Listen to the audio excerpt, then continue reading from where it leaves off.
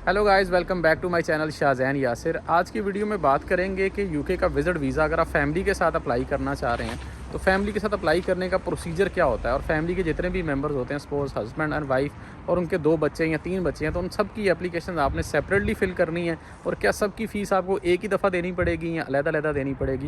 क्योंकि मैं आज सेंट्रल लंदन आया था अपनी फैमिली के साथ, तो मुझे याद आया कि मुझे काफ़ी सारी ईमेल्स आती हैं मोस्टली लोगों के, हम फैमिली के साथ यूके का विजिट वीज़ा अप्लाई करना चाह रहे हैं। और अक्सर वीडियो के नीचे कमेंट्स भी आते हैं और बहुत सारे क्वेश्चन होते हैं फैमिली विजिट वीज़ा से रिलेटेड कि हमने फैमिली का विजिट वीज़ा अप्लाई करना है तो इसके लिए डॉक्यूमेंट्स कितने चाहिए होंगे, कौन कौन से डॉक्यूमेंट चाहिए, बैंक स्टेटमेंट कितनी चाहिए होगी। तो इन सारी बातों के बारे में आज की वीडियो में डिस्कस करेंगे, तो वीडियो एंड तक ज़रूर देखिएगा। वीडियो अच्छी लगे तो वीडियो को लाइक ज़रूर कर दिया करें। आज आपको साथ साथ सेंट्रल लंदन की सैर भी करवाता हूँ और इस टॉपिक पर बात भी करते हैं। अच्छा जी, सबसे पहले बात करते हैं कि किन लोगों को फैमिली के साथ यूके का विजिट वीज़ा अप्लाई करना चाहिए। 2 कैटेगरीज़ हैं बेसिकली। एक कैटेगरी वो है कि जो लोग पहले फैमिली के साथ कहीं विज़िट कर चुके हैं, सपोज़ उनकी ट्रैवल हिस्ट्री अपनी फैमिली के साथ है, अगर वो टर्की में या थाईलैंड, मलाइशिया इस तरह के छोटे कंट्रीज़ में भी अगर जा चुके हैं तो वो लोग यूके का विजिट वीज़ा विद फैमिली भी अप्लाई कर सकते हैं। उसमें उनकी वीज़ा की रेशो बेहतर होगी, वीज़ा ग्रांट होने के चांसेस ज़्यादा होंगे। और अगर आपने अपनी फैमिली के साथ शेंजन का विज़िट किया हुआ है, आपका हस्बैंड वाइफ हैं, अब 2 बच्चे हैं या 1 बच्चा, आपने शेंजन का विज़िट किया हुआ है विद फैमिली, तो फिर तो बहुत ब्राइट चांसेस आपको यूके का विज़िट मिलने के। सेकंड वो हैं जिनकी कोई ट्रैवल हिस्ट्री नहीं है या वो अपनी फैमिली के साथ पहले कोई विज़िट नहीं उन्होंने किया कहीं पे भी और फ्रेश पासपोर्ट्स हैं उनके, तो उनके लिए ज़रूरी ये है कि वो यूके से उन्हें कोई स्पॉन्सर करे। यूके नेशनल बंदा जो है, उनका रिलेटिव हो, अगर ब्लड रिलेशन हो वो तो सबसे बेहतर है, अगर ब्लड रिलेशन ना हो तो रिलेटिव्स में कोई या फ्रेंड्स में से कोई वो उन्हें स्पॉन्सर करे यूके का, और उन्हें इन्विटेशन लेटर भी जस्ट भेज दे कि ये मेरे फ्रेंड्स हैं या मेरे रिलेटिव हैं या मुझसे मिलने के लिए यूके आना चाह रहे हैं और प्लस टूरिज़म के लिए। तो उस केस में ये होगा कि अगर वो आपको अकोमोडेशन नहीं भी देते तो आप अपनी होटल बुकिंग जो है उसको साथ अटैच कर सकते हैं वीज़ा एप्लीकेशन के साथ।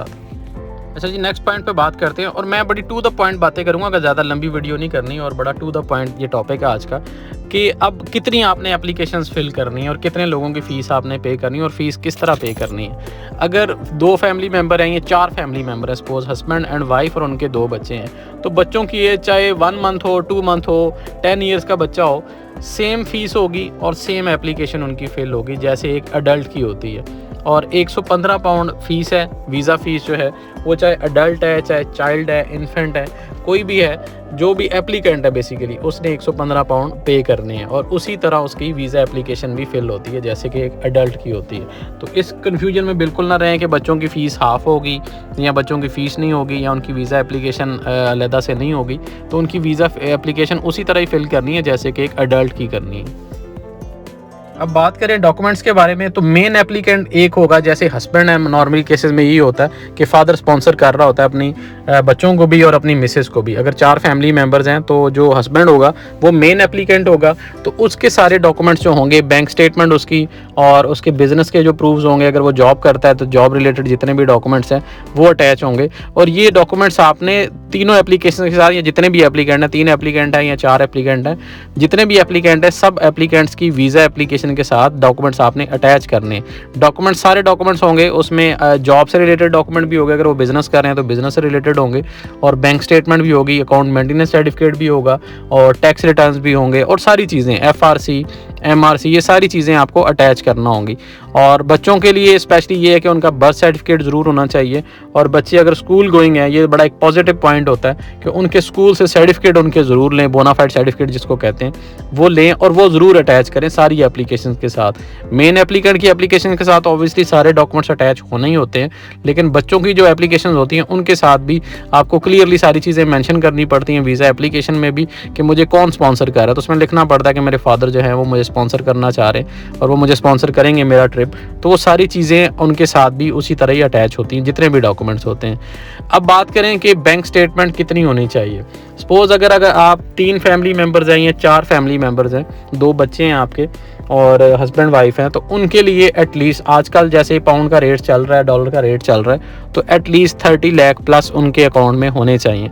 30 लाख प्लस हों, जितने ज़्यादा हों उतने बेहतर हैं, लेकिन एटलीस्ट 30 लाख क्लोजिंग बैलेंस उनके अकाउंट का होना ज़रूरी है।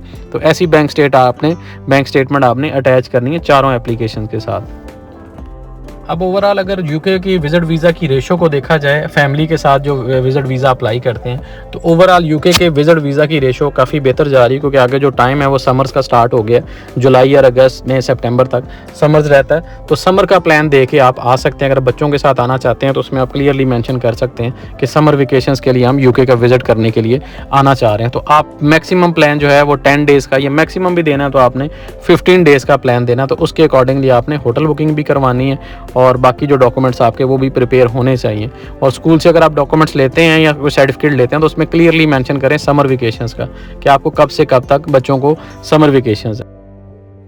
तो ये थे जी वो क्वेश्चन जो अक्सर लोगों को कंफ्यूज करते हैं, और मुझे बहुत ज़्यादा ईमेल्स आती थी, वीडियोस के नीचे कमेंट्स भी आते थे, तो मैं अपनी सारी ईमेल्स को खुद पढ़ता हूँ और खुद से रिप्लाई करता हूँ, और मैं कमेंट्स का भी रिप्लाई ट्राई करता हूँ मैं खुद से दूँ, और मैंने अक्सर इस तरह के क्वेश्चंस देखे हैं। तो होपफुली आज की वीडियो देखने के बाद ये क्वेश्चंस आपके क्लियर हो गए होंगे।